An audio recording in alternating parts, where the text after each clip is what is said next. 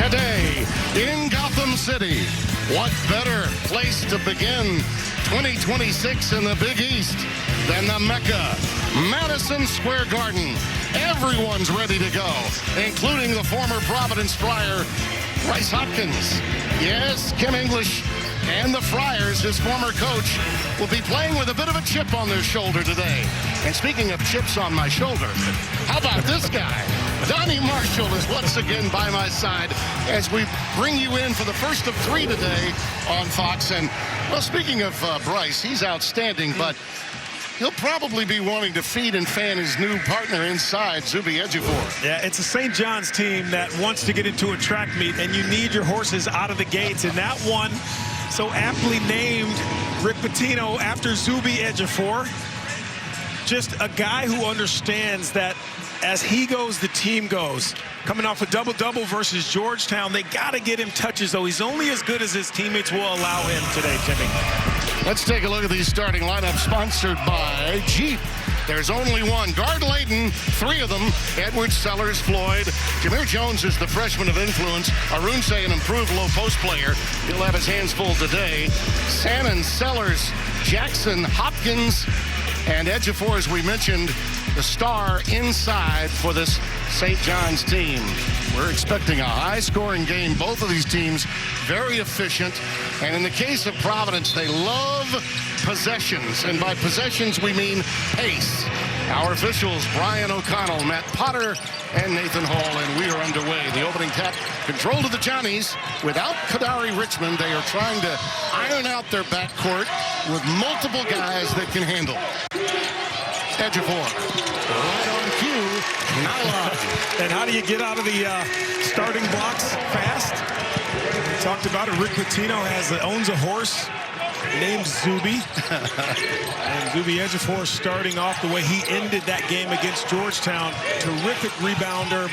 But again, they have to get him touches. Awesome that he can find his own offense early. Little pick and pop action with Arunse. Sort of air-mailed that alley-oop as he was trying to get it to Jameer Jones, who was flashing. There's the Hall of Famer.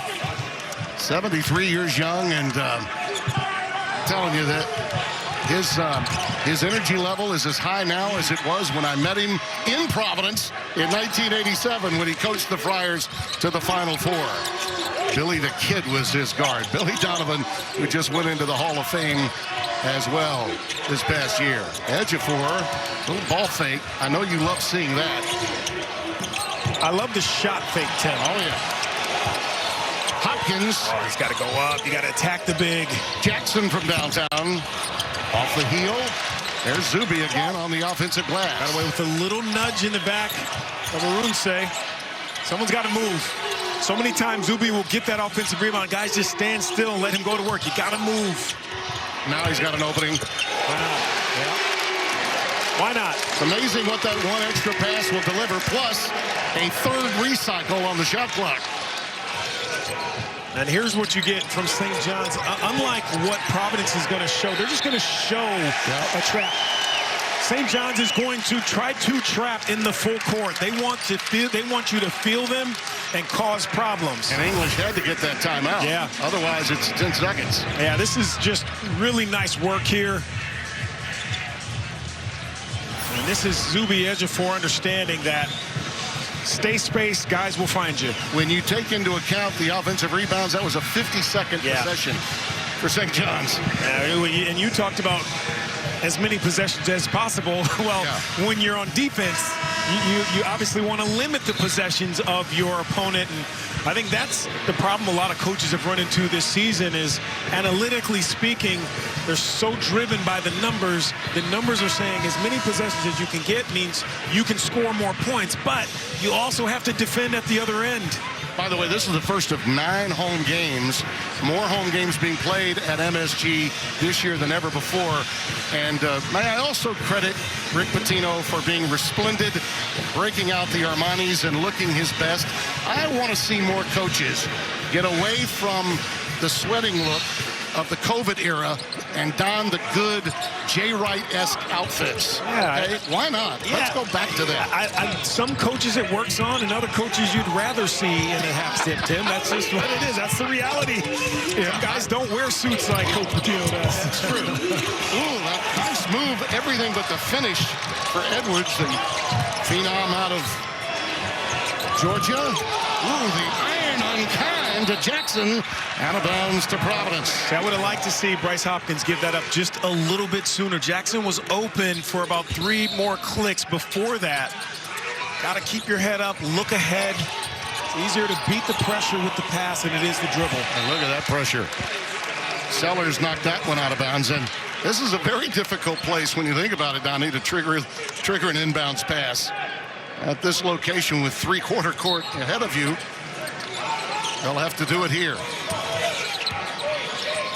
Right now, patience for Providence. Just got to move that basketball around just a little bit. End of the shot clock's got to be in number 1 or number 2's hands. Floyd's been around a long time, his 5th year. That's a foul. Yeah. Wow. Got away with it. And definitely got him on the arm. Yeah. Lob into Hopkins, knocked away by Jameer Jones. Tell me what you think, Tim. I thought there was a little bit of extra on the wrist here. Oh, yeah. Floyd makes a really good move. Yeah, didn't need the replay to see that. I mean, it was clear. Jackson, strong move to the hoop. This is what St. John's does. They rebound and they attack the 10. Yeah, and unfortunately for Providence, this is what they do. You know, it's a little bit of Matador defense on the perimeter. You got to stay in front of guys. Arunse's really coming to his own. You and I had talked about that before the game. But he's one of those guys that you can't always put the pressure on in terms of forcing the defense into him. He gets in foul trouble, it's a different look for Providence. You got to stay in front of guys on the perimeter. And the only non-guard on the floor is the freshman Jameer Jones, who at 6'6" does have some size, but he's a very young player. Where does it show up most? On defense. Yeah. And usually defense is the last thing to kind of come into play and to sharpen up during a season, because in the summer you're all working on jump shooting and ball handling. No one's in there working on defensive slides in the summer, Tim. It's not glamorous, but as a team you need that, especially in conference play. You got to be on a string. Jalen Sailors can't get it to go. Tried to rebound it. Jackson the other way. For edge of 4, and he couldn't come down with it. I love the unselfishness, though. Oh, how about the pilfer? And that time he says, you know, I'm going to keep it. I'm going to do it myself. Ian Jackson out of the Bronx, New York, by way of North Carolina in the portal.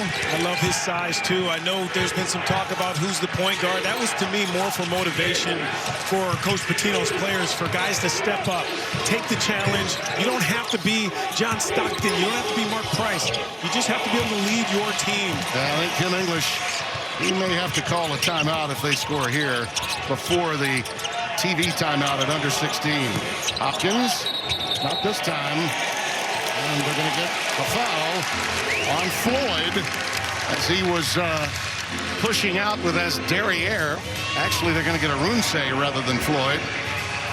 And Floyd will sit down in favor of Stephen Vox, number 7, who comes onto the floor, and Duncan Powell as well, number 31. Yeah, Duncan Powell gives them some toughness. He gives them a little grit.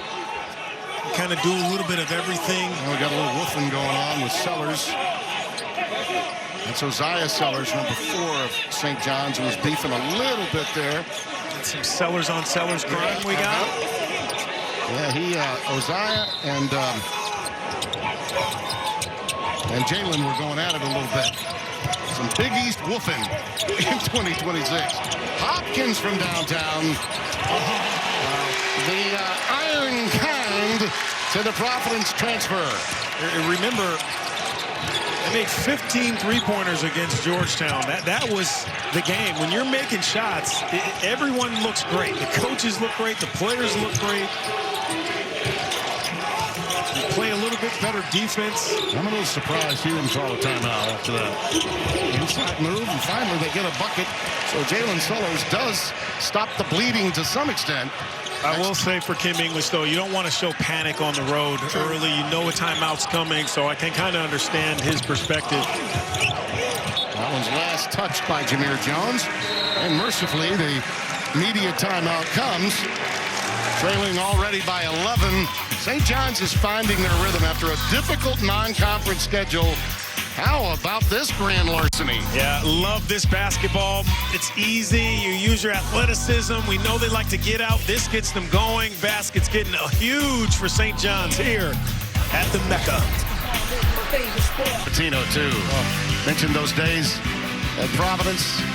His breakthrough win was against Georgetown in a game where halftime I had. I'll never forget it. They called it the old Providence Civic Center back then. But at St. John's, he took on a formidable early season schedule with a preseason ranking at 5. And yeah, there were some lumps as this team tried to develop some chemistry. But look at that. I mean, Iowa State, Bama, Auburn, Kentucky. We talked to him before the game. He felt like the only game they were out of really was the Auburn game. Yeah. He feels confident that the team is working hard.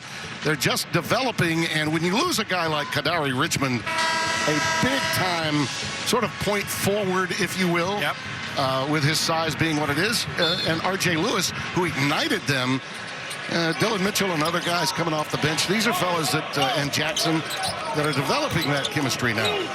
And strength and toughness comes from being tested, not taught. Yeah. You can't, and that, to me, that schedule says we need to be tested, and that's where they'll get their toughness, and I think they have gotten their strength from.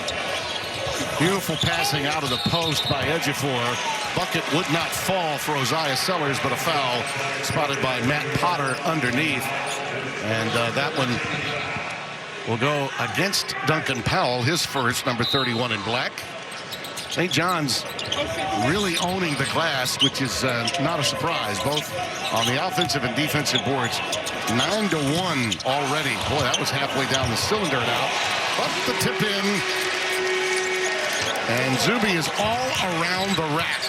If there's anything to clean up around the rim, yeah, he's always there. They're going to need help, though, Hopkins and Ejiofor, because they can't be the only two working their tails off on the glass. Yeah. Of their 36 rebounds versus Georgetown, they combined for 30. So other guys are going to have to really step in, even if they just keep balls alive, give them extra chances. 8 of the Johnnies, 15 of the second chance variety. And that's a bailout foul, really, by Zuby, as Edwards was driving to the basket with the shot clock winding down. That's his first. Jason Edwards knows how to get fouled. I mean, that's what great scorers do. They find your body, they find when you're uncomfortable, and they just get into you. Here, look at that. One arm being pulled down, 2 attempts. I mean, that is just pure strength by Zuby Ejiofor. Massive substitutions taking place on both sides. And so that, to me, is where their real strength can be. When they come in with 3 guys, 4 guys, St. John's, yeah, they already play fast, so they're going to wear you down, teams down a little bit in terms of endurance. But when they bring in 3 guys, 4 guys that can also help offensively, that, to me, will in the end, be their real strength. Dylan Darling, who Rick's really high on. Probably the closest thing to a true point guard they have. No question. Yeah, everyone else is a lead guard, a scoring guard, and that's certainly true for Providence as well. Friars get Ryan Mila out on the floor, number 11, looking for some offensive help. They need to get into the scoring column from the floor. Strong post up for Dylan Mitchell, everything but the finish. Now, Ryan Mila is no pushover. He may be giving up a couple of inches, but he is no pushover at either end of the floor. There's a pick and roll for Aruso, and he's going to be fouled. Looks like they're going to tag Prey with that one. Ruben Prey.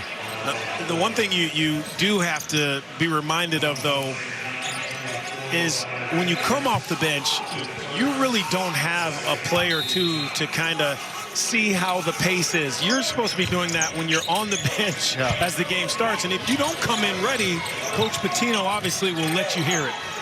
Osiah Sellers actually got that foul rather than big number 17. Prey. It's a bad pass, not even a pass. You're throwing the ball to a teammate. There's a difference. You got to pass it to a guy where he can do something with it, Timmy. Beautiful dribble handoff. Moves to the left hand, but cannot convert. Everything but the bucket, but that's what you want. Even in the half court, they play with a different speed. They're really good. Yeah, there's a lot of fluidity to what St. John's is doing now. Oh, that's a great move. The stutter step was the difference, and that's the example of what Edwards can deliver for you. And listen, it's a guard-dominated game, the college game, and they got plenty of them at Providence. Darling picks up that foul. It's when you go, though, Tim. They needed one at that stage of the game in terms of the possession. When he goes like that early in the offense, I think they're at a disadvantage. That's what St. John's wants. They want you to go quick early. It's nice to have the luxury of Edwards who can get you a bucket late in the clock, but you have to know when that bucket should come. When to attack, when to set the table for your team. Well, the Greek god has made his way into the game, huh? Here's Leotopoulos is on the floor, number 31 for the Johnnies. Rick digging deep into that bench of his early. A lot of depth for St. John's. And early playing time really helps you when you're building your club for a run in March. Right on cue, huh? Off the back iron. And on the rebound, the foul committed. It'll go the other way. Yeah, lefty Leo's got to pull up. I think you had a shot, and then you dribble in and make the shot more difficult for yourself. Just take the open one. You're in there to do one thing. Shoot the basketball. Mitchell committed the foul over the back. His first since coming onto the floor. St. John's leads by 9, 15-6. And I like Edwards off the ball here. Ryan Mila can handle it. He makes good decisions. Powell. Never got that one squared. Speaking of Leo. Giving it up here, and Mitchell. Constant ball movement as Darling dared to take that three. Gives it up. Ooh, Prey. Count the basket. That's off the window. And it was going to go down, so I really don't blame the late shot block attempt. Beautiful. It really doesn't matter what the lineup is for St. John's. It screams athleticism. It does. It really does. I mean, you can see in their movement how they move without the ball, defensively what they do. Need to have communication still, especially on this end. Edwards. They're going to get Prey pushing off against Arunse. That's a good call. You got to do your work early against Arunse, and that means pushing him under the basket. You can't grapple with him and then try to hold his arm down. That's an easy call for the official. Good call. Take a look right here. You got to push him early as that ball's going up. Well, they're going to give Mitchell that foul. I think they've got to change that. Yeah, they got to change that.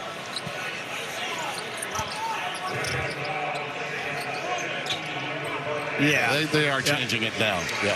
Official score now repairing it. Mitchell's only with the one foul. They got away with a little bit of an elbow push that time as Corey Floyd, the veteran, gets his first bucket, and it's 17-8. So as you have athleticism going one way, you have strength and power for Providence at the other end, which Corey Floyd Jr. just showed you there. And they have a bunch of those guys on the perimeter for Providence. Sellers a leaner. Sellers is a guy that Coach Pitino wants to shoot the ball. I think you can get a better shot than that, but he wants him to get some attempts up. Stephen Fox trying to walk inside. Out of bounds to Providence. Red Storm out to a very quick start. Providence trying to hang tough. These are the faces looking to go places in Gotham City today here on Fox. There's only one. We welcome you back to New York City. 17-8 our score. And let's go into the always eloquent Hall of Famer Rick Pitino's huddle, shall we? When you're in the white, don't let him have it in. Take it away. I'm yelling to you to get closer, and your man catches it, and he's a five-man. At 73, I can deny him the ball. I mean, there probably isn't a bigger diss to a young man at 18, 19, 20 years old than I'm the age of your grandfather and I could do better. That's one way to send a message. Well, let me tell you, Marshall. Well, actually, I hear that every broadcast I do with you, so I know Marshall, his pain, whoever he was talking to. At 69, you're lucky you get to talk. All right? Fox looking to take it inside. Look at Darling all over him. Not giving up the paint. Praying with a rejection. Floyd was open. They just ran out of clock time, and that's the defense that Rick wanted.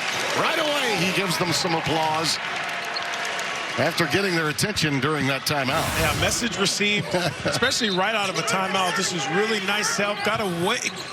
Really lucky there, Mitchell, to not get caught in the air, and Floyd to really avoid the contact. You got to jump into guys, especially late in clock, but really nice job possession-wise for St. John's.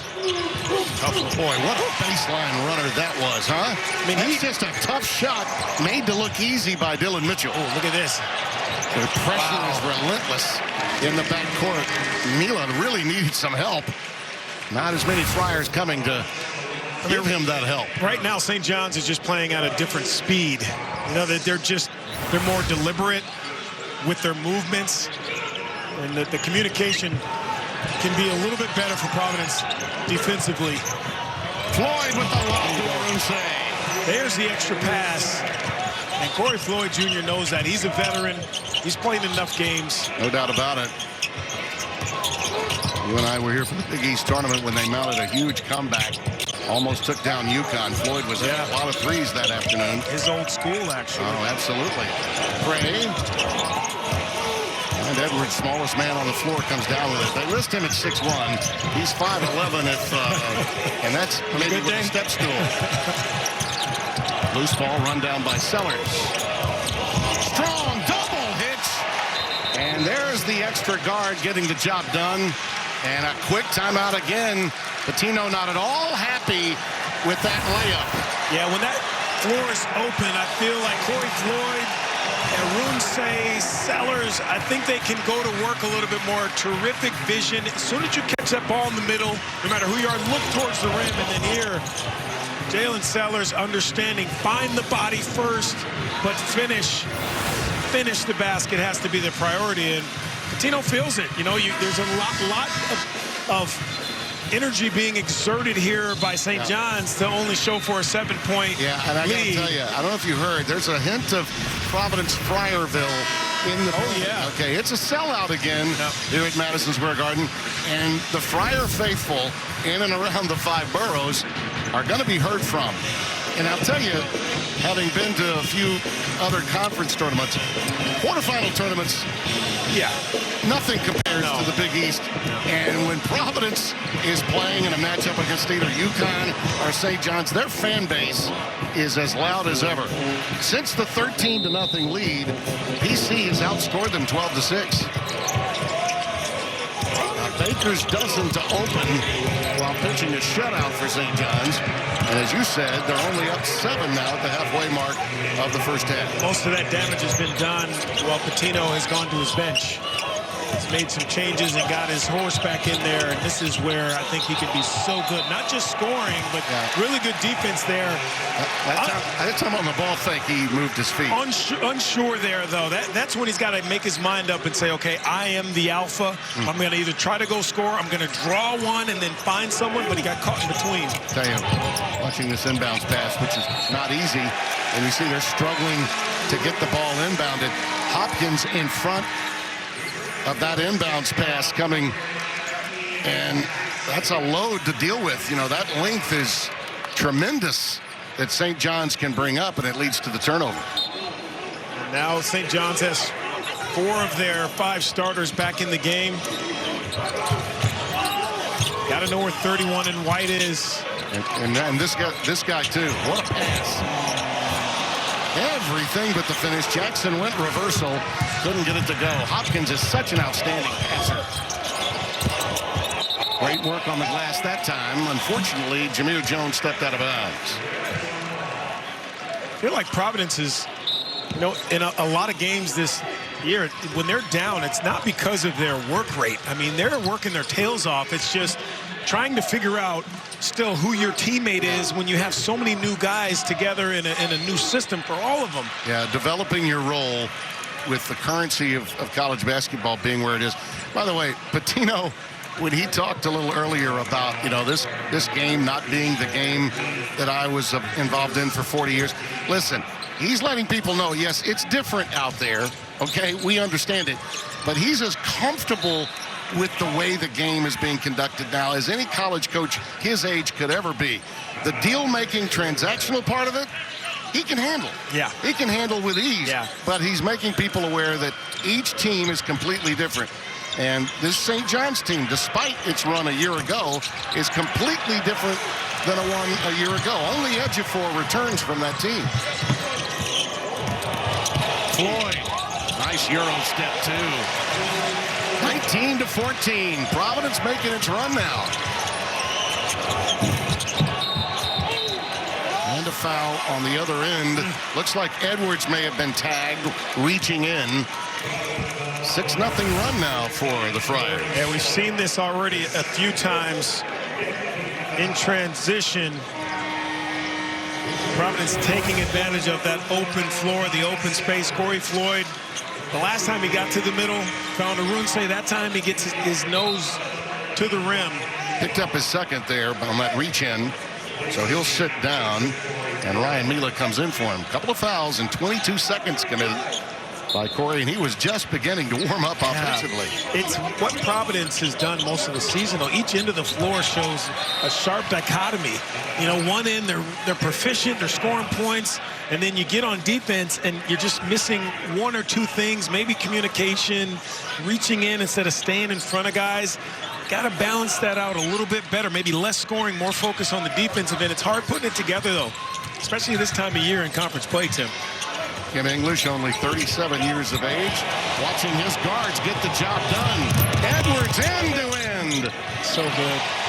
So good. Just reads where the defense is behind him. He's almost like a soccer player dribbling. You cut in front of somebody. A football running back where you cut in front of the guy who's trying to catch up from the back. That Providence crowd was being heard from just a little. And after that three ball, a little hello, how you do from the Johnny's crowd. And check on Edwards' health. He was down on the deck after that foul. Zuby now with 11 points after that trey.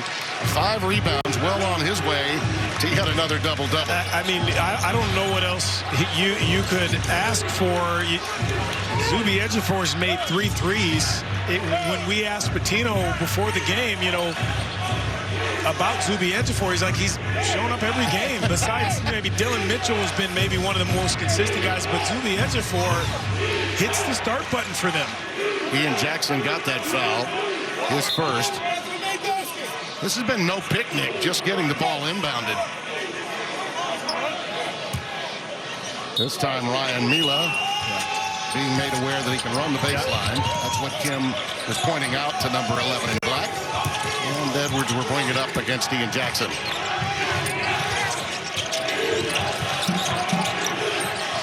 And you know you're in New York when the fans are yelling what the rules are to the officials. No doubt about it. Mila has it knocked away. Ricochets off the Johnnies. So Providence will have it when we return. Mr. Edwards can make plays. Well, this is what we thought it was, and Mr. Edwards knows all the eyes are on him, getting downhill, cutting off the defenders, but oh, Zuby, he is so good. Got a good one here, folks. Don't go anywhere. MSG.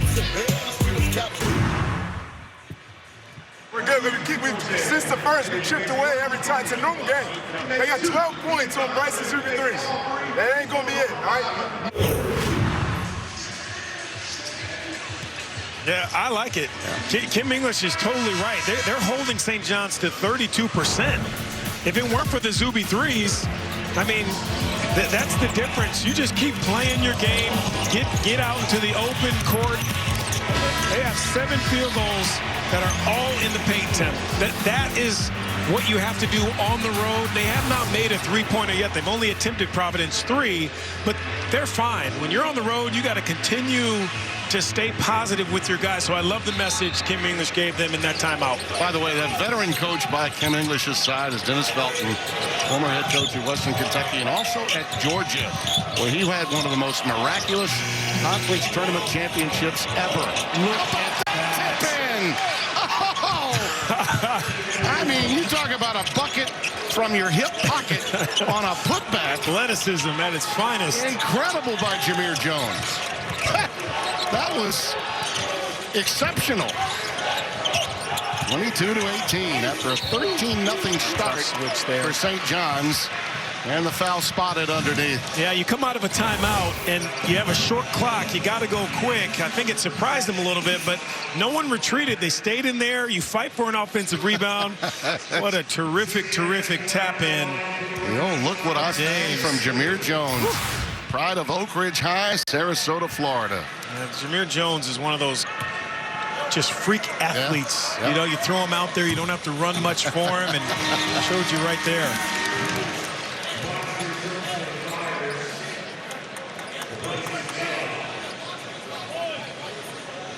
Just get it to Zuby Ejiofor and look at the difference it makes, right? I mean, you and I have this conversation every time we have a St. John's game. Just you gotta, like you say, when there's a short par 4, you always want the big dog to eat. You gotta have it eat. Grab the big boy, and I think same thing with Zuby on the floor. Let him get touches. Gotta have that lob wedge. No irons off the tee for you, huh? Yeah, I gotta have that lob wedge ready for the second shot. Get that Mac Daddy up. Edwards.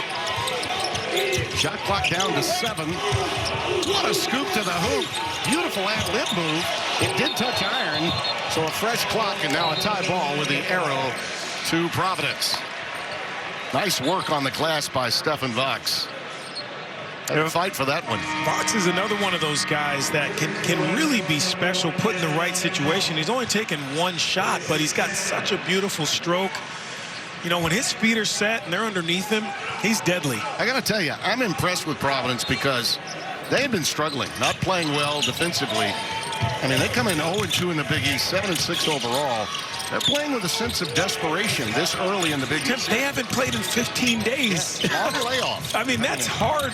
It is. Especially to come into this building and to be in a game like you're in now. Slow start, which we expected, but 15 days since their last game. That's a hard thing to do. You know, generate your energy, come in, and you can't pick up where you left off. You don't remember where you left off. College basketball is a game of evolution, and usually that evolution occurs in real time during a season. Edwards up against the clock, induces the foul. On the ball fake against Jackson. Veteran move by Edwards, who by way of Miles College, Dodge City Community College, North Texas, and then Vandy, knew what to do as he gets Jackson with a foul. Yeah, scorers they know how to score, but I don't think scorers get enough credit for knowing how to get fouled when they're put in tough situations. He's done that already twice in this game.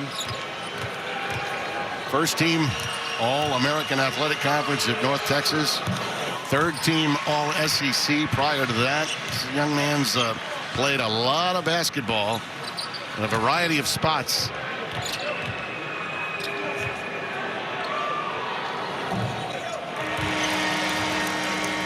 And he's got 20 or more points in 6 games this season. That's as good as anyone in the Big East. Yep. So I mean, we're talking about the leading scorer in the league right now at 18.5 per game coming in. Need those freebies to go. And they're just within 1 possession now of tying this game after trailing 13-0 in the first 5 minutes. And now the free throws give you a chance to get back, get your defense set up in this little zone here. Look, that zone's a cold product for a lot of schools nowadays, but if you can make the offense think a little bit more. Darling, who came off the back iron dead, but Arunse was not fooled. You call that a success when you throw that zone out and you come up with a defensive rebound. Oh, Edwards lost his dribble and gets tied up. This time the arrow to St. John's. Zuby wasted no time to get on top of it. I tell you, Providence, as deep as St. John's is, and Pitino went quickly to his bench today, I'm impressed with how Kim English has used his reinforcements so far in today's game. Yeah, they have a tighter rotation, so it gives guys some more comfortability with other guys, and they're not guessing. You know, it's not one playing with 9. It's consistency. How about Darling working hard on the glass? Smallest Johnny on the floor. He manages to get the foul on the putback from Oswin Arunse. And that's what Coach Pitino likes about Darling. He does give them a toughness at that guard spot. And what he lacks in athletic ability compared to their other guards, he makes up for that toughness and that basketball IQ. Well, as the old football coaches used to say, and I've been around a lot of them through the years, Vince Dooley being one of them, Timmy, young man's got a square jaw. And when you got a square jaw like that young man Darling, you can make plays. He's a tough-minded, tough-looking young player. And he doesn't mind getting his nose bloodied as a guard that'll go inside. And going back to Pitino's days with Billy the Kid, you know, Donovan was when he started out, he was an overweight guard. And when Rick got him in the gym, worked him out, and he became really the most valuable player on a Final Four team, Providence, in '87. Well, Darling's the reigning Big Sky Player of the Year, so he knows how to win. No doubt about it. Nice work. Quickly getting up and down the floor. Duncan Powell. And in the paint now, it's 18-6. Providence outscoring St. John's. Yeah, as soon as they make a deep one, it's going to open everything up for the Friars. But they're doing a nice job on the defensive end. St. John's is shooting 30%, Tim. That's been a sticking point for Providence. They can score, but can they get stops? And St. John's started 3 for 7 from 3.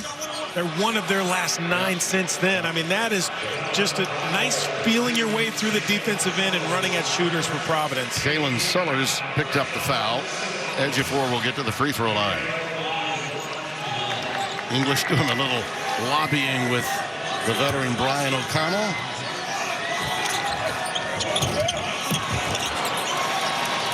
Can't come up with a free throw. End to end. I believe on that reach, Ejiofor was in position, but they're going to tag Dylan Mitchell with the foul on the reach in. I like the pace that Providence is playing with because it's under control. You know, no one's really been out of control, getting up and down the floor. I know Jason Edwards he's had a couple of wild ones, but he's also drawn a couple of fouls, and anyone who gets that ball in their hand, they're going straight to the front of that rim. We saw Corey Floyd Jr. do it, obviously Sellers and Edwards, and now Jones. By the way, Jones has been compared, I think, favorably to one of the Providence assistants that you'll remember well, Ryan Gomes. You know, a guy that had a nice NBA run. He's got the kind of size, and really, he's got a lot of talent. He's young, as you said, raw. Yeah. But he does have a Gomes look about him on the floor. Well, I would say he's got a Gomes look when Gomesy was about 10 years in the NBA.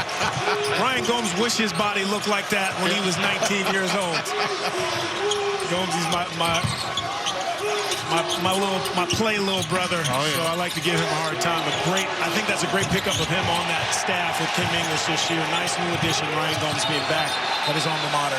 Listen to this crowd respond to the hustle of Darling, who actually kept Providence from picking it up. Tried to make his smallish body a shield here. Watch this. So it stays on this end of the floor. St. John's recovers. Box was trying to knock it off his shin. He dodged that, and then it led to Johnny's being out of bounds. Oh, look at that. Lazy pass. Here's Duncan on the other end. Ejiofor got in the way, but the putback is made. That 13-0 lead has been erased, and this Providence crowd is on its feet. Their first lead. Sellers running the curl. Count it. And now the Red Storm faithful picking up the tempo. Kim English telling them to go, go, go. I don't mind that. I It's an early one. I think you can get that anytime, especially when you feel the momentum. I don't like that shot, Tim. Beginning to sound like a Big East offense, isn't it? It is. Yeah. Each possession sounding like a line change when the Rangers are playing. You got to dig it. Now some fisticuffs. Requiem of the Big East renewed. I told you it might get chippy. It's not forgotten among Providence fans that Bryce Hopkins chose to go to St. John's when he was offered plenty to stay in Providence, Rhode Island. When you do games with Jim Jackson and they're making jump shots, he says, this is the game I want to play in. Yeah. When I see them in the stands, this is the game I want to play in. Not that pretty, foofy, making jump shots. Let's grapple.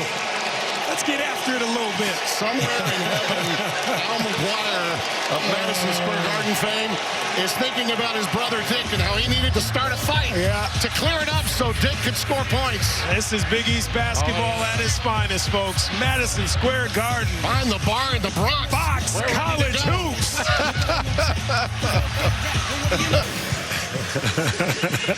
Yes, just the way the military likes it.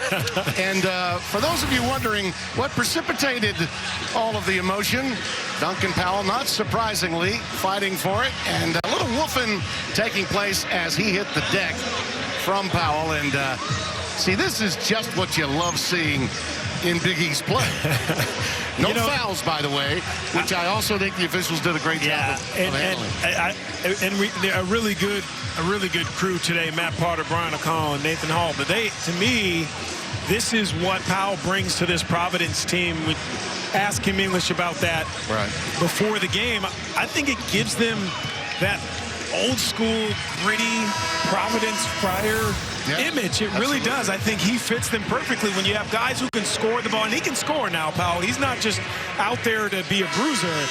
But I just like that he's that enforcer for Providence. And you need guys like that in the Big East, on the road. Look, anytime you have what we used to call that a shag with a baldy and a headband, I'm watching out for him. I'm across the road and walk the other sidewalk. But he's good for Providence, and you see him mixing it up, getting a little bit into Zuby's space. I love that. By the way, I'm going to give Rick Barnes a little credit, because when he relieved Patino in the 90s and Dickie Simpkins and those guys were playing in 94, they played mean ball. They just played So I don't know if you know this. I played against those guys. That's when I was in school. Okay, I don't know how far back your research goes. So I just want to keep you honest. Sellers. Bango. Bongo. And the beat goes on for Providence. They lead by 2. You mentioned those old Providence teams. That was a Robert Phelps deep three. Yeah. I felt the sting from a lot of those playing against the Friars. Hopkins can't get it to go, and Ejiofor is fouled by Powell. And the emotion is really raw, and everyone can see it now. Look how Powell deep that gets is. a second. Look how deep that is, Tim. I mean, he's a good 5 feet behind the three-point line, and we talked about it. That's their first 3 of the game. They start to make a couple of those, and I think St. John's has to now be a little worried, because they've gotten themselves into this game, supplanted Providence by not making any threes up until that one. By the way, you mentioned Rick, who's now at Tennessee, but he took that style of play that he had to match the Big East. When you Southern coach, came from Alabama, needed to fit in, said, I'm going to play tough-minded, mean ball. And then when he went to Clemson, he did the same thing. Alienated Dean Smith when he got into the ACC. You come to Big East, you got to match what, at that time, what UConn was doing, Georgetown, Syracuse. You had to match what those teams were doing in terms of toughness. What a pass by Edwards to Powell, and he's fouled. Edwards with a beautiful dime drop. And Powell will get to the free throw line after Darling commits his second. I'll tell you, the thing that I'm impressed with most this half from Providence is just their ability to stay composed. And to me, that starts with Kim English on the sideline. We know he's very animated. He can be an emotional guy. But I have not seen him once when St. John started off hot his expressions have been positive. His body language, Coach English, they've been positive. Guys come to the sideline, he might not like a shot. That, to me, resonates. When your coach is in you, you just get down on yourself. Trust me, I'm speaking from experience. And when he's positive, and he's especially on the road, I think that's why they're in the position they're in right now, the Friars. And not everything is on the coach. Players got to play, but wow, they've just really shown up this half. Ejiofor, beautiful teardrop. Still got to have that communication. Look at this. This is what they want to do, though. Feet set. Fox. You don't want to allow him that too often. Salmon, numbers 4-on-2. He challenged the rack. Ejiofor there to follow. How about that? Second chance points building again. That's his 6 out of 9 from the floor now. 9th rebound for Zuby Ejiofor. Wow. Rest of the Red Storm, 5 of 25. Another turnover. Goes on Salmon, finding Hopkins this time. The two of them, human pogo sticks underneath. And the foul, he'll get to the line. Well, right now, 15 rebounds combined. Make that 16 for Ejiofor and Hopkins. There's Zuby, just too easy. A little floater in the paint. And you got to attack, but you can't stop playing if you don't hear the whistle. Great job there, Zuby Ejiofor. Again, 30 of the 36 rebounds they had against Georgetown came between Ejiofor and Hopkins. I got to tell you, when Hopkins really gets into the flow again after the injury and the time spent away from the floor, and I think this is one of the reasons why the Providence faithful are a little upset, because he didn't play when some thought he could at the end of that year. And I thought he played when he shouldn't have been playing. Yeah, that's true. That's true.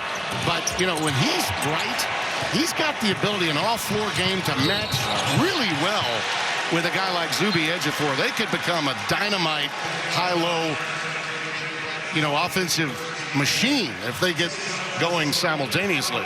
He picks up that foul, his first. Johnnies have regathered the lead. They're up by 3 with Stephen Vox at the free throw line. Think about this, partner. This is what, game 14 for Providence this year? For St. John's, excuse me. Well, the last 2 seasons, Bryce Hopkins played 17 games. So you're right. He's got some catching up still to do a little bit. You notice the whistles have tightened just a little after the altercation. Yeah. You got a good crew. You really do. You got guys who are, they do not want to, Brian O'Connell and his crew do not want to be a part of this game. They want to be invisible. But they also understand you got to keep playing basketball and only basketball. Lefty Leo. Leo off the bench with a southpaw maneuver from downtown. Edwards, a dribble penetration. Kind of threw that one up from the hip, ill-advised. And the Johnnies look to extend their lead. They're on an 8-1 run now. There's the answer inside, and another foul. This time they're going to get Pinnis, Mataras Pinnis, the freshman from Latvia, with the foul. Yeah, short closeout. That's a tough one. Corey Floyd Jr. has to know you cannot go underneath. You got to fight over the top of that. You almost have to get up on the shooter's hip, make him a driver. Well, to show you how this game is going in terms of pace, Providence going really deep into their bench now. Pinnis seldom plays. You notice Powell is going to come right back in for him as the 7-foot freshman sits down.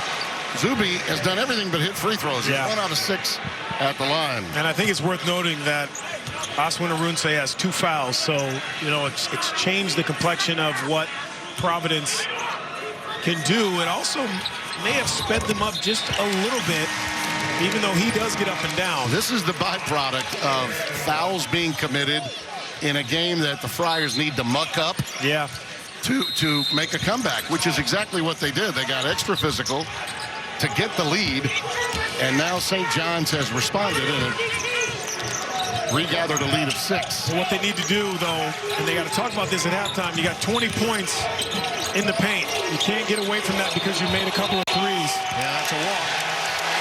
Sellers tried a couple of different ball fakes. And the kid was not going to take any one of them. But take a look, though, Tim. No one's moving. Yeah. Look at guys in black uniform. They're standing still. Powell has to come to the middle where the dots are. You need guys moving so he can hit you cutting. Can't stand still. As Leo Topoulos did a really nice job there of not just taking that ball. Yeah, stand your ground.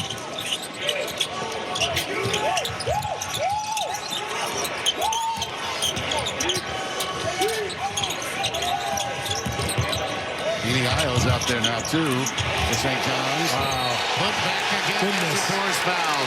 He is just a glass eater down there. If you're Zuby Ejiofor, you do not need to say a word. This is the best way you talk trash to the opponent. You beat him to an offensive rebound and get yourself to the foul line. That hurts way worse than any words that could come out of your mouth. Yeah, and Duncan Powell picks up a third, which means the big fella from Latvia will have to come back onto the deck. Dennis will have to check in. Zuby now with 11 rebounds, 9 of them offensive.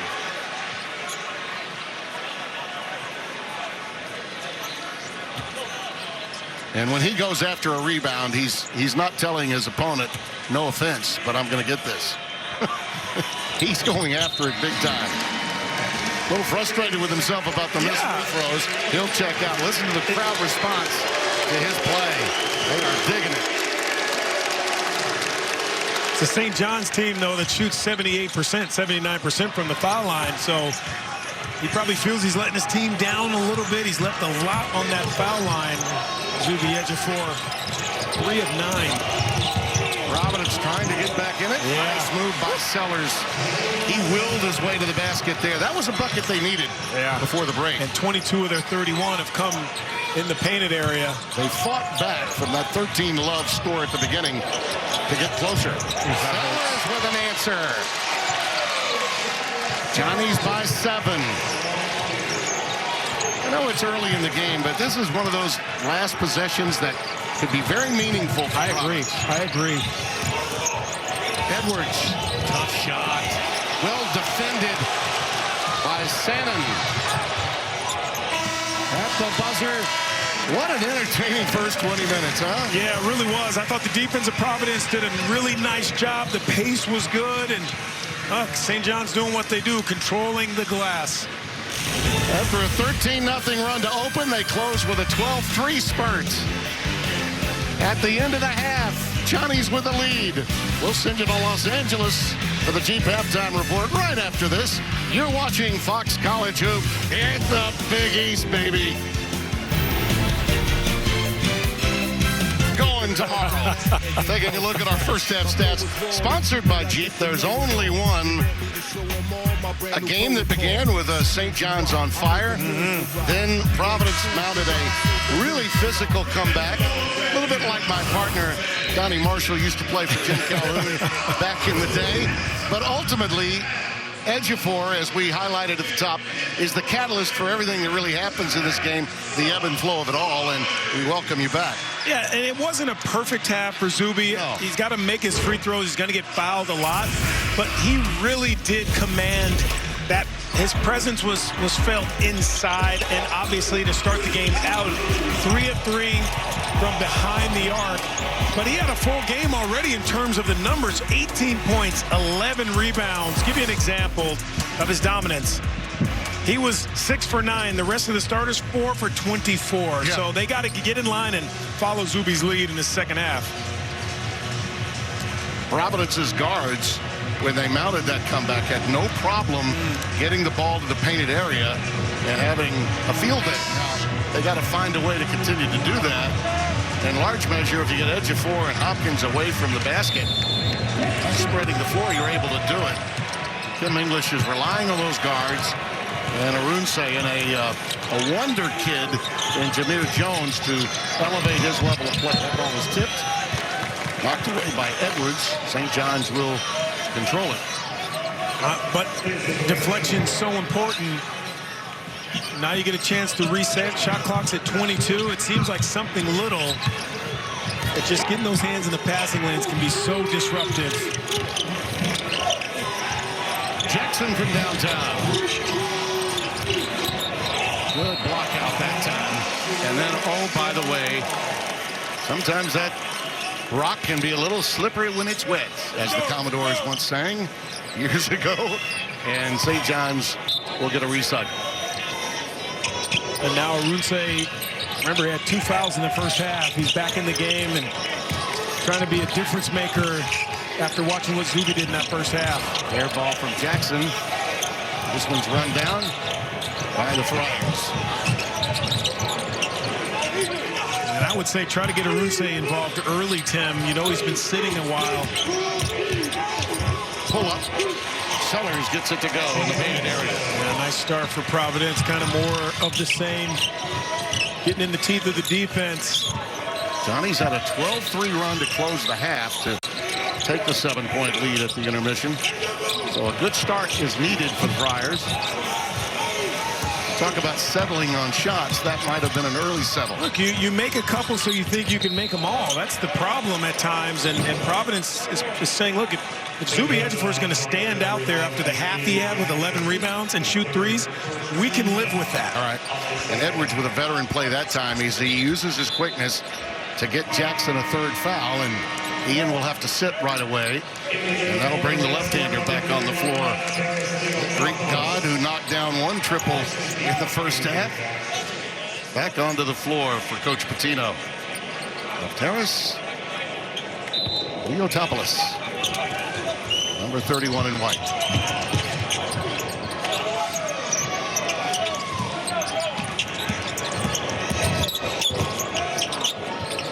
Somewhere in New York, there's a lefty Louie that's proud of that kid. You're so right. Sellers, beautiful slip by Arunse. Oh, the foul by Jameer Jones. And one. He'll get to the free throw line to go with it. But this is all because Oswin Arunse's back in the game. You know, get him some touches. How do they guard the pick and the roll? And then we've talked about the athleticism of number 5 in black, Jameer Jones. You don't have to run anything for him. He's just all energy, all athleticism. I think he's going to be a terrific, terrific player because you have the foundation. You can't teach athleticism. You can't teach jumping ability, and you can't really teach work ethic, and he has all 3 of those right now. He's the consummate wing player to step into the league. A 4-star recruit. Salmon gets that one to go. Salmon is a guy that has some of those qualities that you want to see in combination guards, small forwards, a jumping jack, and a guy to play really just about any position other than the 5 spot on the floor. Tim English is out there shoving guys into their positions. I love it. He is involved in the game. Sellers was on the sideline, and he pushed him to a spot. And a long rebound that time.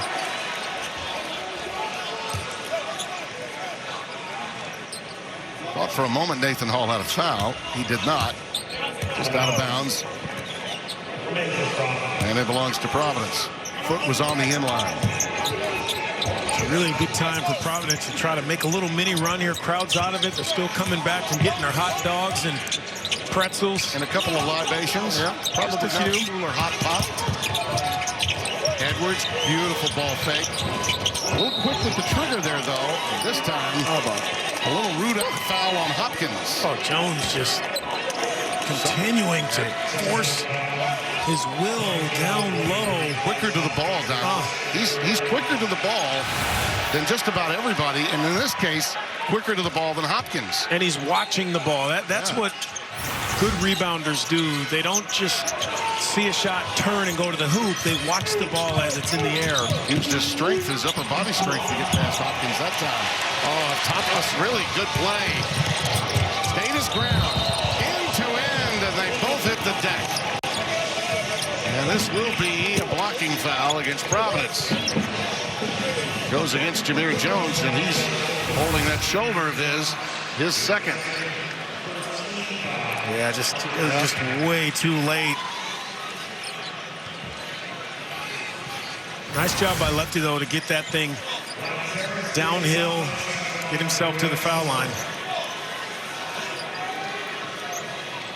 Tied for most points off the bench against Iona. He had 10 in a game earlier this season. He's been in 11 games. He's gotten a good bit of playing time.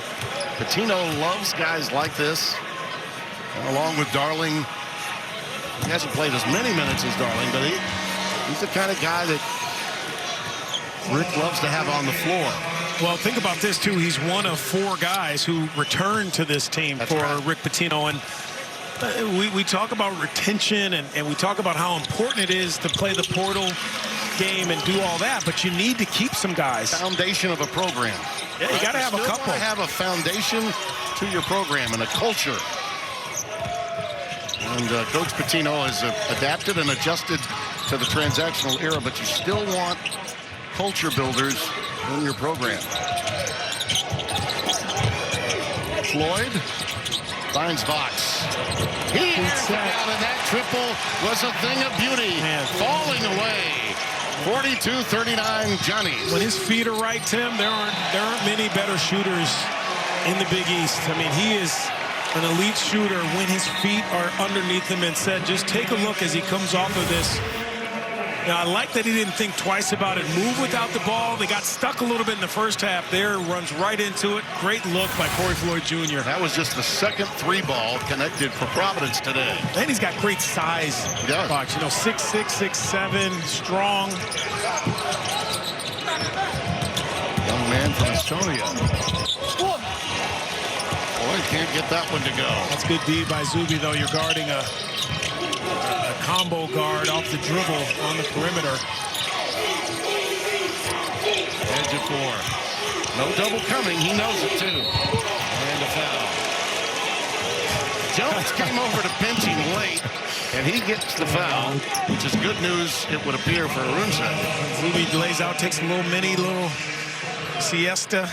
He's working his tail off today. Now, that's Jones's 3rd foul. Jones has got to be careful, too. As much as Arunse is rebounding and Floyd is distributing and Sellers and, you know, guys have their roles, he needs to be on the floor for their athleticism and their activity. So he's got to be aware with that 3rd foul. That's the other thing about Ejiofor, his value to a program. Even if he's not connecting on a lot of foul shots, as is the case today, he draws a lot of fouls. And suddenly Jones with 3 with 16.5 remaining. Zuby altogether has drawn 9 personal fouls from the Fridays.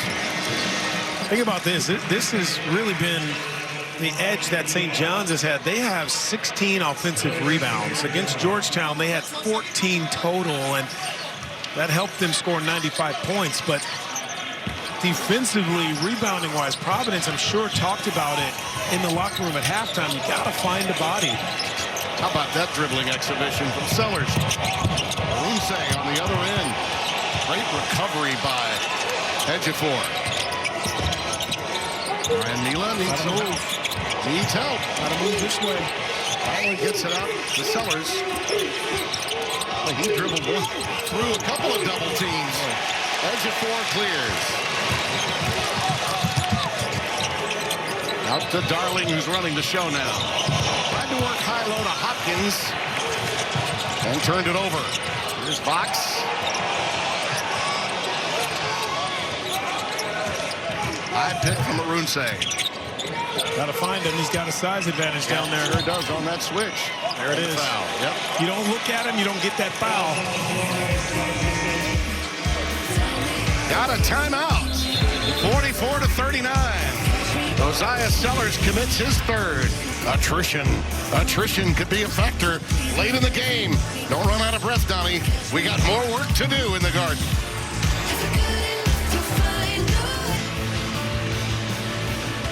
Two charter members of the mighty Big East going chest to chest, toe to toe, you name it, they're saying it to one another. And they're playing it out on the floor for everyone to see. Tim Brando, Donnie Marshall, happy to have you with us.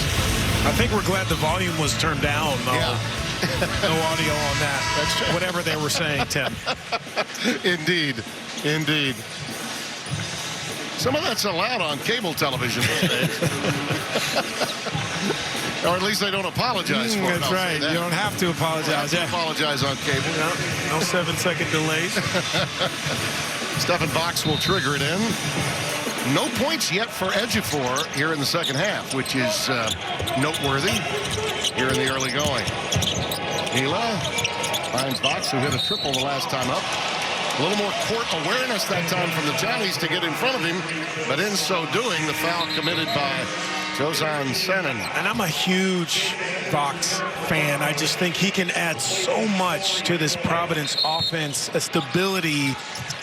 If he gets touches in the right way, he's smart.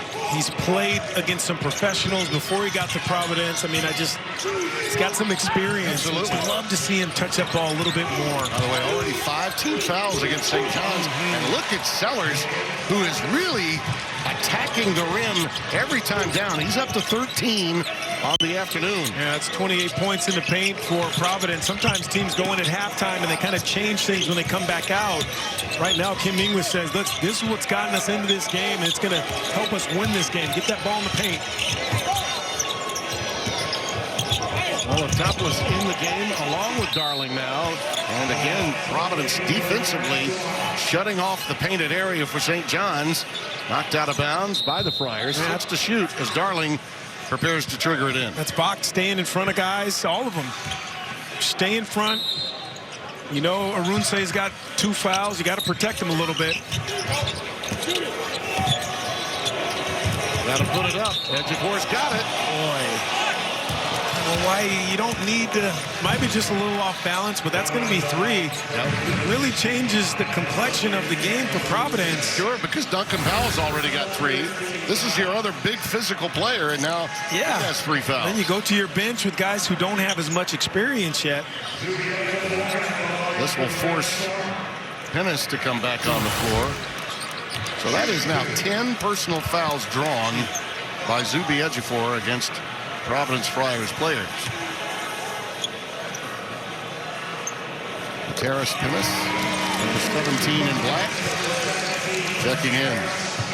He's got good size. There's obviously no question about that. Just not a lot of minutes. He played 15 minutes against Florida earlier this year. Very early in this game, Rick Pitino went to his bench. Providence had to respond, and now, really, to some extent, both teams in some foul difficulty.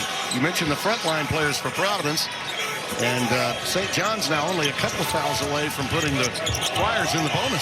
And that 15 minutes for Pennis was really out of reach against Florida, so these are the most probably important minutes he's played all season.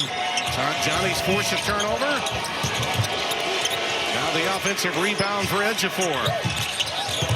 Could be a big trip if St. John's converts. And Pennis will pick up the foul as Ejiofor was looking for the Thunderdome strike of strikes. I don't think you can double down on Ejiofor. I think you got to show, though. I think guards are going to need help. Pennis is just not used to. Look, he practices against guys, but it's a different animal, and Zuby Ejiofor is a next-level guy. Yeah. You're going to need some help. Maybe dig down at him, at least make him think the double is coming so he's not thinking straight line, and you give your big man just a little bit of relief down low when he's guarding Ejiofor. English is going to roll the dice and get Duncan Powell out there. Pennis is a big, strong young man, but still raw to the college game. Plenty to learn, and that lack of quickness got him that foul. So Powell comes on the deck with 3. And Zuby getting free throw attempts 14 and 15. That's a career high for him. Powell's just got to play basketball now, though. You know, he's got to understand this is more than a me versus Zuby thing. This is about my team. He's got to stay on the floor because he can help them at both ends, but he's got to play with the right head on. Box high, arching off the glass, can't get it to go. Well, that would have been a big bucket had it gone down. Now on the other end, Salmon has it rejected. Topoulos on the other end. And the lead extends to 10. Zuby deserves a lot of credit for changing that shot. on the layup of Vox, and then Lefty at the other end. Right place, right time. 7-0 run for St. John's. Their largest lead of the second half.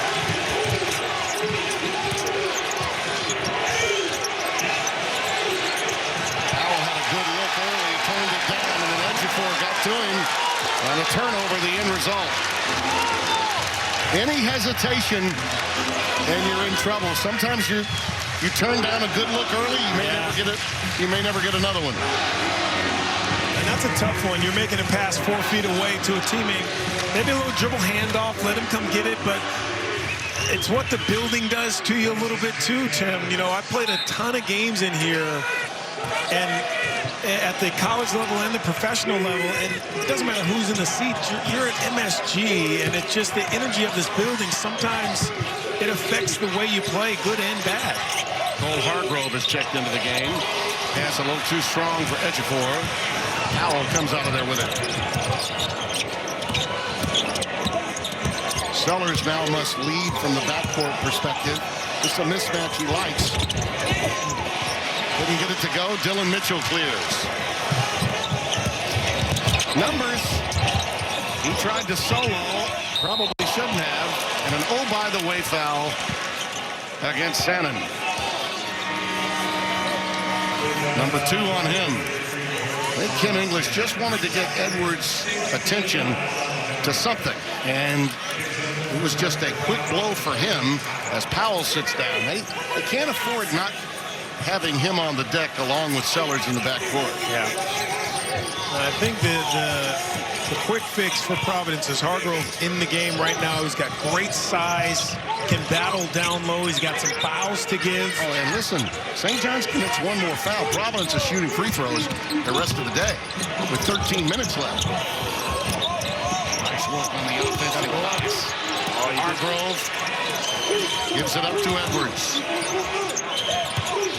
Floyd. There's Edwards. That's a big shot. That's a tough one there. You got Edwards, and then you got Vox. What do you do? Who do you run at? It's a little late. That ended that run for St. John's of 7-0. Get the lead out to 10. And I like this 2-3 zone. You just have to know when that ball goes up, find number 24 in white, no matter who you are. Tough bounce pass entry. And it leads to a foul against Floyd.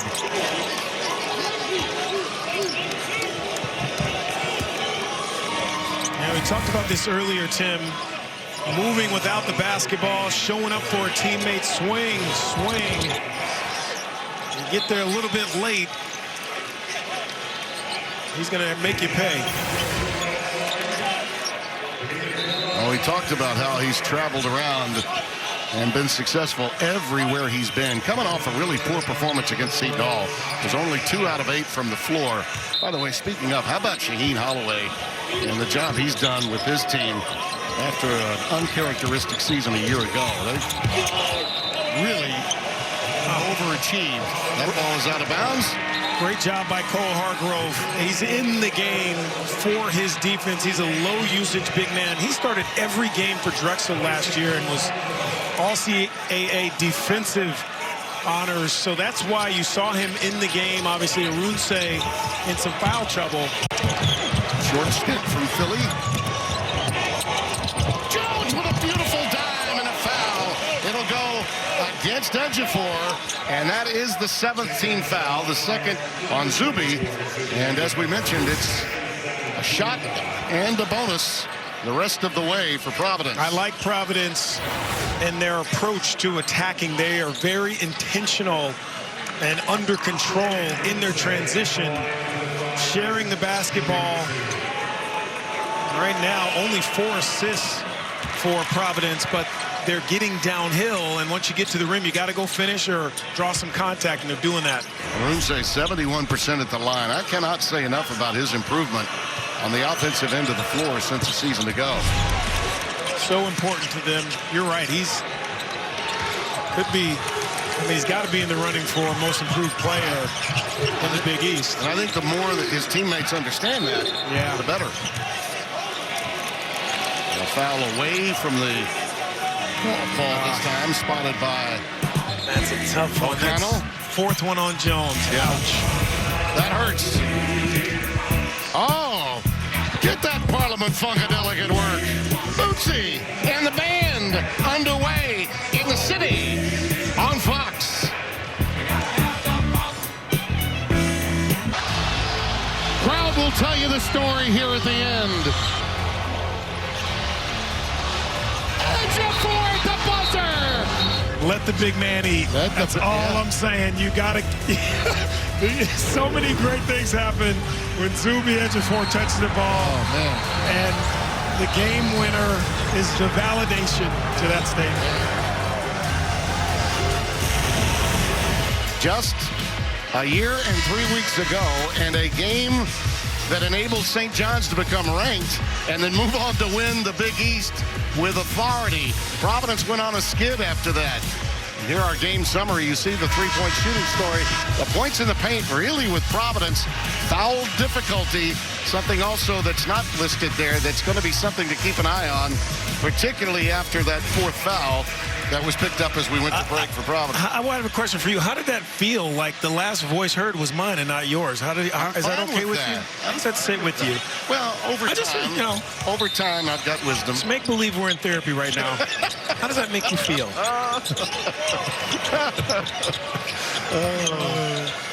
I spit the facts. You tell people why. Ejiofor. Nice little run in the rated area. But it is amazing when you think How about the timing of that? Oh, yeah. Yeah. Give our producer, Joe Williams, some credit. How about that? Come on, Joey. That was perfect timing. Helps when you have a director named Dare. Yes, that helps too. Always helps when you have a director named Dare.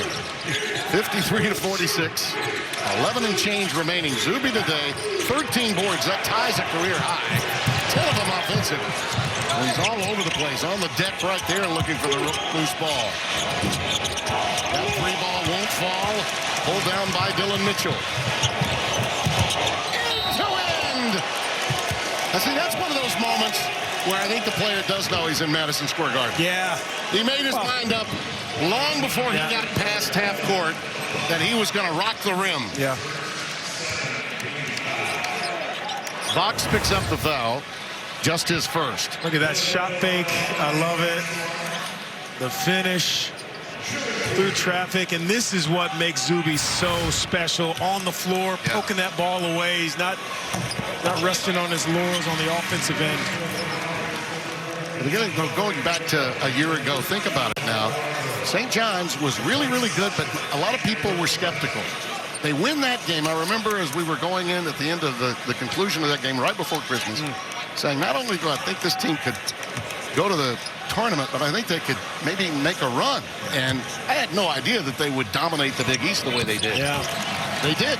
They did. And were it not for a fantastic upset by John Calipari's Arkansas team, they would have been in the Sweet 16. I think most people thought they'd make the Sweet 16 and were bounced in the second round. And if you think about it, I mean, with all the guys that they lost, the big names, Lewis, Richmond, Scott, Smith, Wiltshire, Dunlap. Oh, yeah. A lot of good players. That team helped them get to being top 10 ranked to start the season. Yeah. And I love the fact that Pitino scheduled the way he did, non-conference, because he knows this is about March. It's about, win the league if you can, but have them good so that you can make a run in the month of March. That's the third foul on Mitchell, by the way, for St. John's. And Hargrove will get to the free throw line. And also, Tim, the first time that they were ranked in the top 10 since 91-92 season. I mean, they were trying to make history, and they did. They did. That team set the foundation for Rick Pitino. And his arrival and becoming the toast of the town is the reason why their new athletic director, Ed Cull, who, by the way, just went across town from Fordham to St. John's, has been able to spout the fact that we've got sellouts. 9 games in the Garden this year. They played their last game when you were on hand earlier in the week against Harvard at Louis' place, Little Louis' place. And you just hope that, they do the right thing by the students, because that building really gets going, Carnesecca, with the students involved. No doubt about it. Another recycle. Love deflections. Look at that. Providence playing like the little guards that could, right? Zuby Ejiofor. Here comes Edwards. Slip, slide, and ride. Can't get it to go. Powell wanted to go after it, couldn't, because he's got 4 fouls. And Providence has missed about 4 0-footers in this half alone. Things go down, and it's a different game. Size of St. John's has been troubling for them. Numbers again. Edwards. Beat. The good no call, I thought, by the officials. Just lost his footing and then lost the ball out of bounds. Was in a bit of a rush. 13 missed layups for Providence today. This doesn't qualify as a missed layup. I thought he might have traveled there, but I got to give credit to Nathan Hall, the official that was on top of it. Sometimes officials anticipate. They anticipate, and they make an emotional call because it didn't look right. That was really great poise. Somewhere John Kyle, who when he was officiating was called Kale more than Cal. Yeah. His smile. I probably called him Kale because I didn't like the way Kale tasted. I hated Kale, so I probably called him Kale. This time they will get a foul. And Ian Jackson will pick it up. But this is an example of the kind of rush Providence is in. This could have easily been a no call as well, in my opinion. I thought there was a lot of contact early. The crowd is watching it on the Jumbotron, but there was a reach in there on the arm of Floyd before he fell. Yeah, I thought it was by Salmon, though, not by Jackson. They tagged Jackson with a foul rather than Salmon. So Floyd at the free throw line. They could get back into this game simply with free throws. Yeah. With the bonus. And again, I'm a huge proponent when you're down of giving yourself opportunities to score when the clock is stopped. And then it allows you to get back into this zone look. Become a bit of a grinder in the second half. We got 16 fouls, 8 field goals. Yeah. Sort of a Big East half-court grinder. Beautiful pass. Beautiful pass. Count it! And a foul. Hopkins. Hop 2. And just take a look at, again, when Zuby Ejiofor touched this ball, look lower left, you're going to see Bryce Hopkins on that left low block just hanging around. When that zone is so high, it's easy to get below that last line of defense. Bryce Hopkins does a nice job at Zuby Ejiofor, again, attracting some attention, making the right play. You've seen Michigan, I'm sure, right, Lindenberg? I mean, that kid is unbelievable. Yeah. I think along with Cam Boozer, probably top 2 candidates for Player of the Year.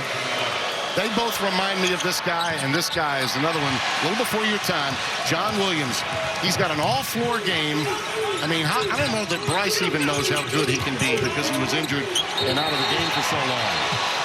And that's going to be a foul.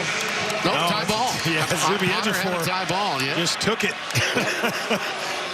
But I'll tell you, as Bryce Hopkins gets better and more confident in his play, how strong a move was that to get that tie ball by Ejiofor? Sky's the limit for St. John's when B-Hop gets his game really going. Now Jackson picks up one on a reach. That is number 4 on Ian Jackson. And you just don't need to and this is what happens when coaches say, deny, pressure, get up into guys. You're up into guys who can handle the ball some 35 feet away from the basket when you don't need to be. You just at that point need to keep them in front of you. Almost, Timmy, turn them a certain way. When you see they're comfortable going left, make them go the other way. That offsets what they're trying to do to start their offense. Yep. Turn your body a little bit.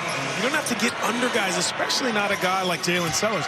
Again, great scorers not only know how to score, they know how to get fouled. Thinking back to our stay at Vegas at the end of last year in the Crown, the inaugural Crown, Sellers and that UCF team, how well they played. Yeah. How about Nebraska? They haven't lost since they went to Vegas. 17 in a row now going back to their win of the inaugural Crown. Just big win last night against Michigan. Glad they stayed, that administration stayed with Fred Hoiberg. Yeah. So easy to fire guys nowadays and think the next guy coming is going to be better. Kudos to Nebraska's administration. 57-52 in a game that has become a bit of a rock fight, and that graphic illustrates it. 19 fouls, 9 field goals in this half, and Providence College has sent a message they are not going away. Yeah. This is, to me, the Friars that we're used to seeing. I know they've been scoring a lot of points. We illustrated that off the top, some 90 points a game or so. But this, to me, is where I think is more sustainable for a Providence team who's still trying to figure out a little bit of their identity. A little bit like Ed Cooley's Providence Friars team, you know, turn it into a rock fight. The uglier, the better. Right? This reminds me of the Rick Barnes Providence team as well. Yep, absolutely.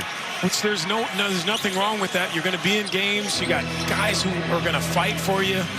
And those shots will start to fall. They have enough shooters on this team. They're going to make shots. Well, taking it back another decade, there were some tough guys that played for Patino in the 80s. Jacek Duda, David Kipfer, guys like that. I don't think I was born yet, but I'll trust you. Slapped away by guess who? Ejiofor. Zuby. Zuby does what Zuby does. Zuby eats, and he draws a foul. So good defensively by Cole Hargrove. Did just a wonderful job of standing Zuby up, but it's the extra effort play that Zuby Ejiofor continues to thrive in. Really nice block there, good help, and number 24 again. I mean, I don't know if it's something you don't get tired of seeing. No. His work rate is unmatched. It really is for a guy at his level. Yeah. You see a lot of guys come off the bench, they work hard, they're doing a lot, they're moving a lot, but they're not doing much. And this guy is putting the numbers up. Tim, he has 26 and 14, and he's playing like he's fighting for playing time. All kinds of time left, too. So 2 fouls on Hargrove, and both of them were brought on by Ejiofor, and 12 other fouls brought on by Zuby means 14 total fouls he's collected from Providence Friars today.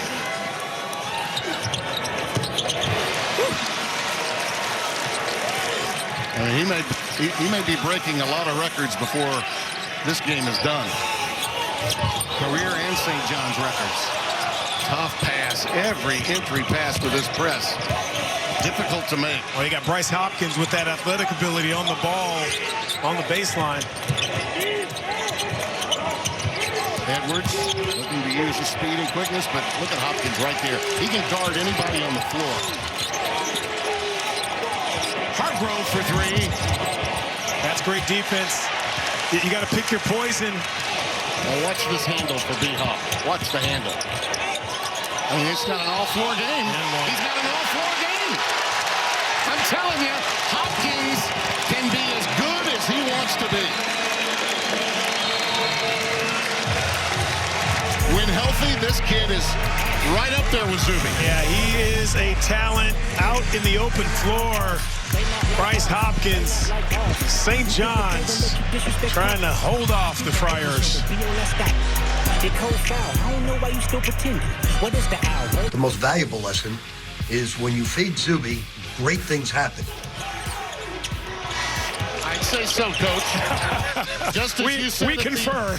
Just as you said at the end of last year's game with Providence when he hit the buzzer beater on a putback. What I said? Yeah, what you said. So you did listen. You do listen to me sometimes. Absolutely did. No question. I try to tell Jim Jackson. Tim listens. You just got to talk louder. Look at that, huh? Speaking of the A's, Louis Sweater that John Thompson used. So good. When 1 played 2. So good. In 1985. And oh, by the way, that game itself was as big as a heavyweight bout in Madison Square Garden. You're so right. Even though it was a regular season game, not a Big East tournament game. 62-52. So you're in a zone for, if you're Providence, it's not a panic zone, but you got to be concerned right now. You got to start to put a couple stops together, get a basket, get a stop, get a basket. This next 4 minutes is crucial for the Friars. Floyd rejected. Darling just would not give up ground. Hopkins wheeling and dealing. And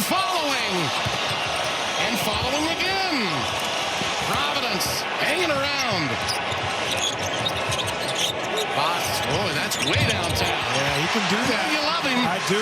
And that's why. I think he needs more touches, not to shoot every shot, just I think he creates more advantages for his teammates when he's making a couple. That was a 5-point swing. Yeah. It's a critical time for Providence right now. There you go. Yep. You get a stop, you get a basket, now you get a stop. It's important. Well, get Stephen some space, and he knows what to do with it. It's not Curry, but yeah, it's Fox, but he's in Curry range. I love it. The stop, the pop, the Providence Friars, they are not going anywhere, folks, and neither should you, he tried to say. Jeep, there's only one. Just got a text from my wife, Terry, at home at the Chateau. She said, this game is awesome. I love the brawl. As you look at the foul difficulty, and it has been a rock fight here in the second half. It's settled down. And I think a quicker whistle is the end result of anytime you have confrontations, as we did late in the first half. And Terry's like, more importantly, get home so we can take down these Christmas decorations. you seem like someone who would leave them up until, like, Groundhog's Day well, to me. no, at least until the second week of January. Yeah. I feel like you have lights up in July for some reason. There's a bit of an exhibitionist within. It's true. I am a neighbor's worst nightmare. 62-55. Under 7 to play. Fox rejected by guess who? Ejiofor knew what was coming there. He's done everything. I mean, everything. Step in. And that's going to be a foul on the So it's just a combination of power and athleticism. And not only that, he's a veteran. You know, there's something to be said about consistency. We talk about retention. And as much as players want to chase the money around and follow the money, you got to look at a guy like Zuby Ejiofor and think, when you stay in one place and you can learn and develop, it's only going to help you. Now, the good news for Providence is it was not Arunse that got the foul.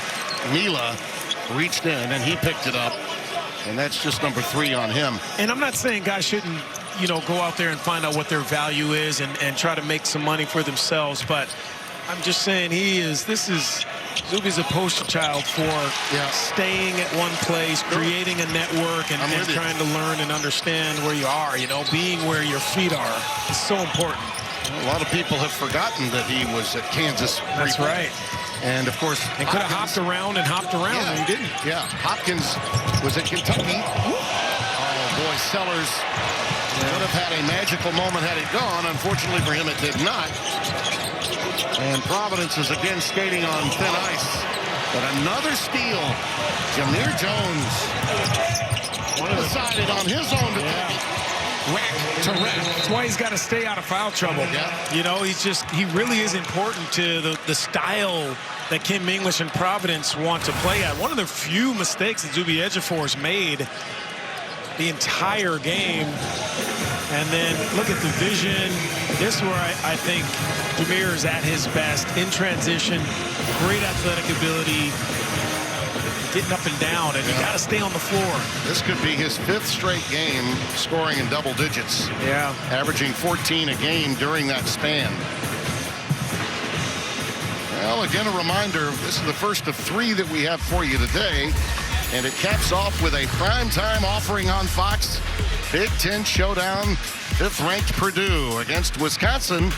Badgers really looking for a signature win, too. They've been close.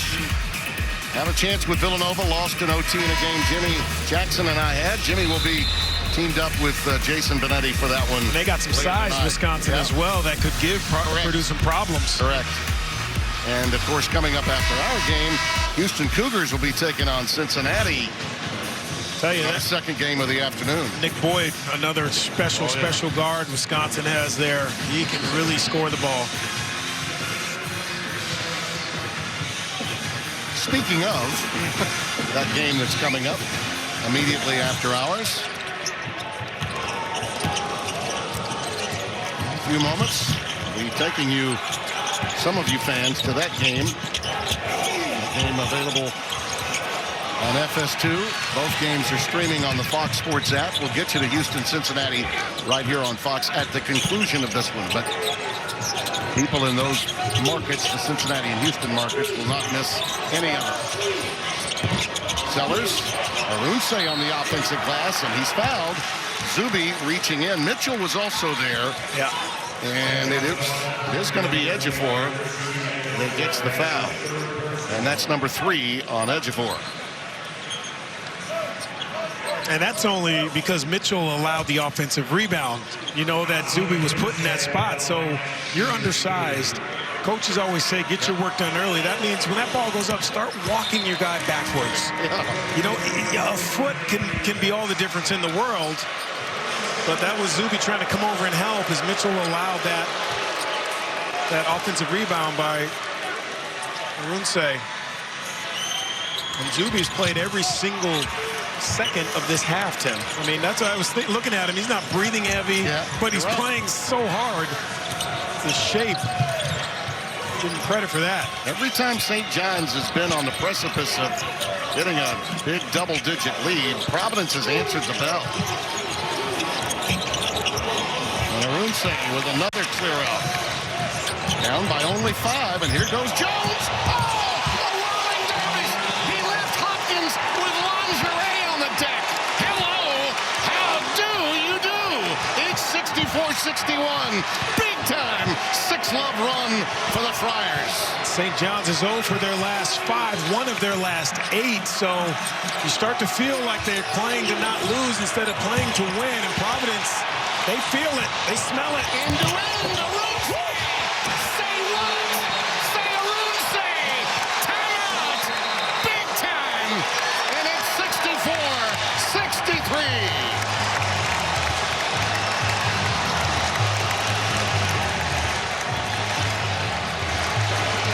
Well, the hallmark of the Providence Friars, as long as I've known any of their teams, you put on that black uniform, this is how you are expected to play.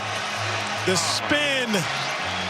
And you talked about it, Jones, 12 points, athleticism at its finest, holding St. John's to 1 and done, and at the other end, Arunse staying in the game and finishing.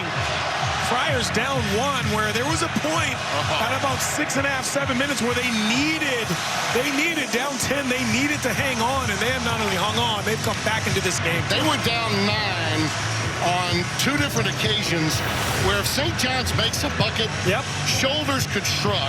And each time they got a stop and they made a bucket on the other end. And now you've gotten the attention of St. John's and Rick Pitino and what they need to do to really stem the tide a little bit, if you will. Look at that. Yeah, that tells you all you need to know.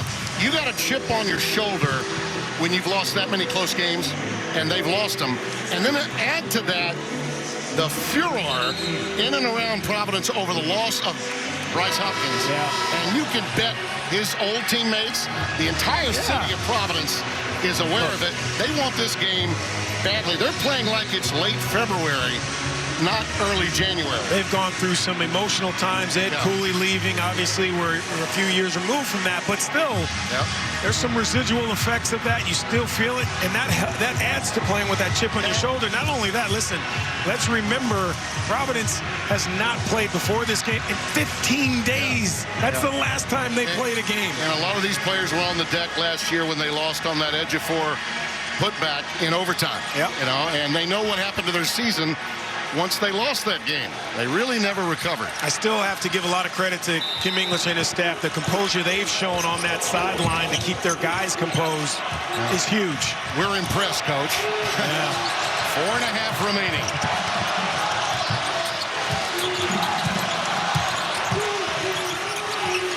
Salmon on the deck with Hopkins, Ejiofor, Darling, and Sellers. Hopkins, a late dig against him on a double. Shot clock at 2. It's got to go up. And guess who did it again? Concerted effort to make sure number 24 in white touches the ball. Oh, they got a timeout. Providence there. And Rick Pitino wants to know who called it. Yeah. That was tough because that was close to a 5-second call. Yeah. I'm not sure English wanted that either. Because he may be needing some of these timeouts late. Oh, How my about goodness. spin cycle, the former Fryer, and then Oswin Arunse emphatically, and they say New York is a city of gods, while Zuby Ejiofor wants his name up there with Zeus. Number 8, Houston and Cincinnati tipping off Big 12 play in the Queen City. The game just getting underway and being shown on FS2. Early 2-0 lead for Houston. As soon as St. John's and Providence is over, Master Control will flip that switch and bring it to you over on Fox. But right now, back to Timmy and Donnie in the Garden.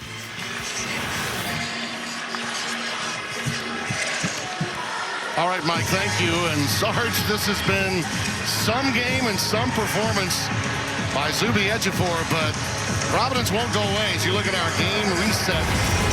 Both teams over the limit. And our instant replay brought to you by Fisher Investments. Clearly different money management. What a performance by this guy. Yeah, and Tim, to be great, you need to combine consistency and intentionality. And I think Zuby Ejiofor has shown that at both ends of the floor. Zuby has 32 points. The rest of the team, Tim, 34. He's drawn 15 fouls, and he's played the entire second half. He's going to sleep well tonight. Yes. I may sleep better after getting beaten and elbowed and kneed by my play-by-play guy, but Zuby's going to sleep well also. It's a vocational hazard. Sellers can't connect. Loose ball. Arunse really playing well despite Ejiofor's advantages. Great defensive play by Hopkins. Hopkins affected what could have been a dunk. I'm thinking a bucket and one, perhaps. Instead, Hopkins deflected that as he was inside the cylinder. Important for Providence now. Attention to detail, defense, guard without fouling. And the other Sellers. Omaya, 68-63. So much focus on Zuby Ejiofor. 2-3 guys have their eyes on him. And then Ozaya sneaks in that high post. You can really take advantage if you're a Zuby Ejiofor teammate because you know he attracts so much attention away from you. Fox. Wow! He bangs it home. It's a three. It could be a 4-point play.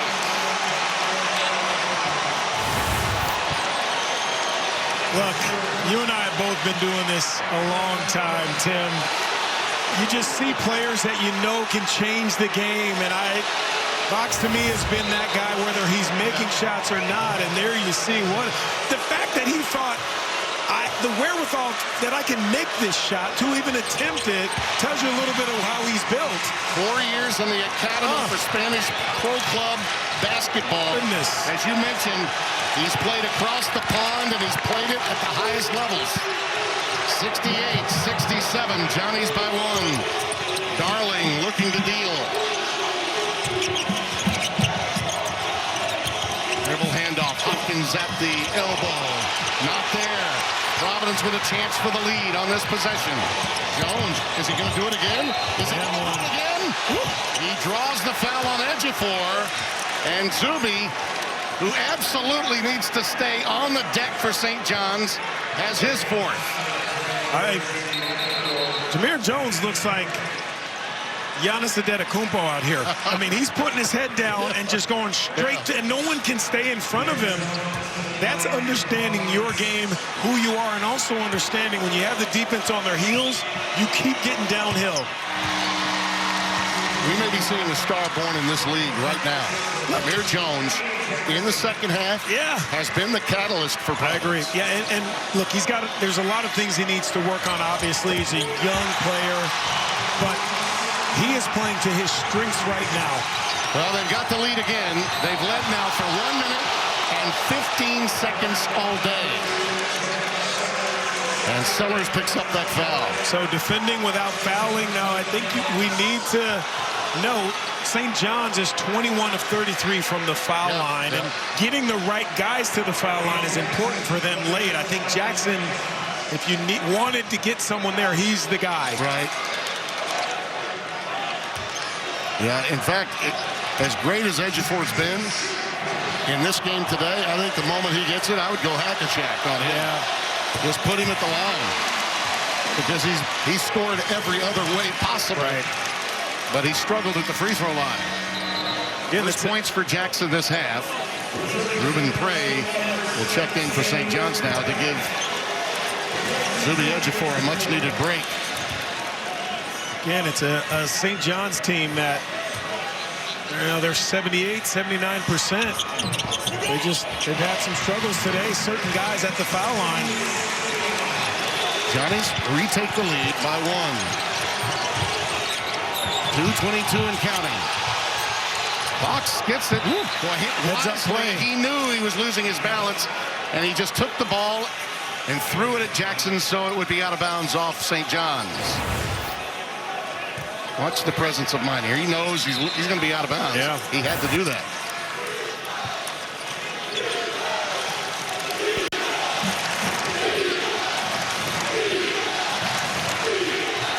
Is the Garden on fire?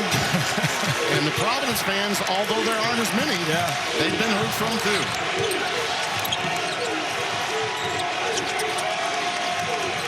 Stephen Fox. That pass. Beautiful cross court. Sellers too strong. Fox X marks the spot. Bingo! You had to know. You had to know it was going to go.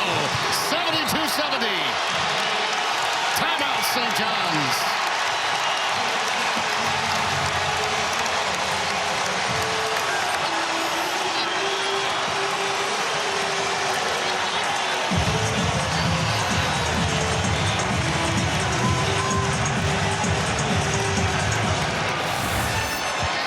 Give me basketball where it matters. Tim. Give me basketball where it matters. We mentioned him multiple times. Obviously, you know how I feel about Fox. But Jamir Jones, that was his 9th rebound. Talked about him scoring, getting downhill, but no bigger rebound than that for that young man. 5 offensive rebounds for Jones. Kept it alive. Knocked down 3. How about Providence? Just their resilience. Right. And Fox, by the way, 14 points, 13 of them this half. Part of the problem for them recently, his struggles from downtown. He was shooting in the last 3 games a collective 17%. He was 5 for 30 in those games. But he also leads them in three-pointers made on the year at 34. And you had to see how he was getting those. We've called 3 or 4 of their games this season. A lot of those have been off balance. There are a lot of forced shots. He's getting some really good looks today. He did have a couple. They end one where he had to force it. But feet set underneath him, there aren't many better than Fox from 3. A lot of the patrons in the Garden probably didn't figure this game would come down to this. But guess what? It's Big East Conference play. And Providence not only has the lead, but they have the ball. And Jones is on fire. Why not? Absolutely on fire. Why not? He's forcing St. John's to play at his pace. Yep. I mean, he is a one-man fast break this entire second half, and no one in a white uniform has been able to stay in front of him and get stops consistently. Tim English has really hit on something today with his team. Fox in half-court play and Jones in full-court play. They've been the two leaders of this second half. And you just need your guys like Edwards, who's 3 of 14, to understand, young man, if you are not making shots, there are other guys out there that need to get touches. Sellers, same deal, 6 of 16, but they're allowing teammates to get involved and to affect this game positively, Providence. That first miss by Jones was the first miss for PC today. They are 15 of 16 on the day. 73-70. Ejiofor pinched. Nice kick out. Rebound beautifully done by Jones. Now he's tied up Jump ball. And the arrow goes to guess who? The Johnnies. That was a big tie-up. I mean, that was a risk. Yep. You know, 4 fouls. Well, and Jones has to be careful, too. Yeah. And Ejiofor with I agree with the call. I mean, absolutely. St. John's isn't going to stress, though. They've won games in the 60s, 70s, 80s, 90s, and 100s. So, great move on the inbounds. And a foul against Arunse. Arunse had to go up, had to defend it. And that is number 4 on him. So Osman Arunse now with 4. I mean, when you're a team like St. John's who you win in so many different ways, you don't panic. You have a guy like Zuby Ejiofor, you don't panic. This is when your concern comes, especially with Zuby, the way he's been shooting free throws so far in this game, 13 of 21.